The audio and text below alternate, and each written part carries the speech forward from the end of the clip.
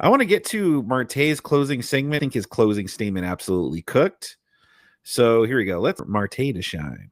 Okay, Martae, back to you, sir.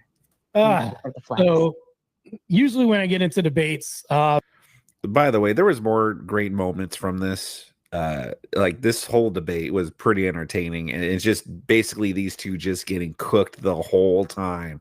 The whole time. I don't think they ever had a chance at all. They had nothing.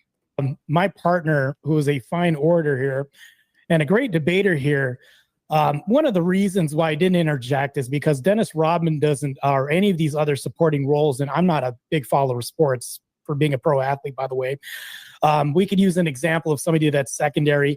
Whenever somebody's making great plays, I don't get in their way often. It's hard. Actually, you know what? I will say this. He's like the Michael Jordan of debates. I don't get in front of his way and fumble his play, whatever you want to call this, in any other. Like I don't get in front of the bullet if he's at the range teaching things, right? Because that's a hazard, right? We want to win. Why would I thus get in his way and become a speed bump? He's providing such great argumentation that if I was to offer something, it would just be a supportive role in this. And I would argue that anybody else alongside a debate with him would also have a hard time doing this because he's providing such great argumentation. Also, to my point that I'm going to wrap up on, Charlie had a circular argument which was similar to Chris's on Threads. When we got into this engagement, I saw, oh, liberal journalist. Okay, he's gotten a pit. This guy's fighting back. But then what happened when we went to the comments, that then became circular as well, too. And then he went on to say, okay, hey, I just want to practice. I cut out everything and delete everything. Hey, let's go ahead and meet and see if this becomes circular when we get into the same thing. So he was also circular.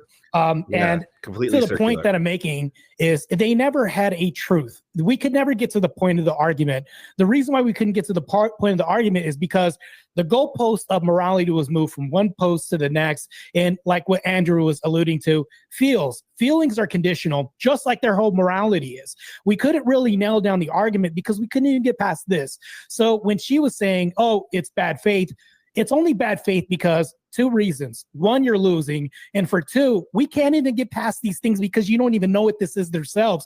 For as far as definitionally, you can't even define this yourself. I mean, if I did homework for something, I would know exactly what I could present to the audience as far as a defense or offense, right? They didn't have a defense or offense. It's just like a static position of nothingness, which boggles my mind. Why would you approach a debate absent any study, any knowledge, anything, right? And the reason why I can attack their knowledge claim is because there's no definitive standard as to what this morality claim is. They don't even have a definitive standard. Whereas me and Mr. Wilson here, my awesome orator debate partner, we have a consistent, firm, fair, and consistent standard that we can uphold to, even outside of this. So, I mean, that's the reason why it's circular, is because we couldn't get past their own non-existence of nothingness. That's really what it is. If you look in the never-ending story, that big creature, the nothing, that's the thing that we were attacking the whole time. That's it. There was nothing to appeal to on their end where we had something to appeal to. We can't even get past them because they were in their own way. I'll concede my time. Thank you, Martae. I appreciate that. And Christopher, the final thoughts to you. Yeah, Martae brought up a great point that Christopher's circular, like he did use like a lot of circular arguments. Like it would just go in circles and circles. Like he had nothing. And Martae is absolutely correct. Like these people, they had nothing. It was really sad. This was like an easy night for Andrew and Martae because they offered nothing. They had no good arguments. Like I said, this was like a sparring session for them. This was just like seeing Mike Tyson and Muhammad Ali go in there and just totally just go up against low level boxers.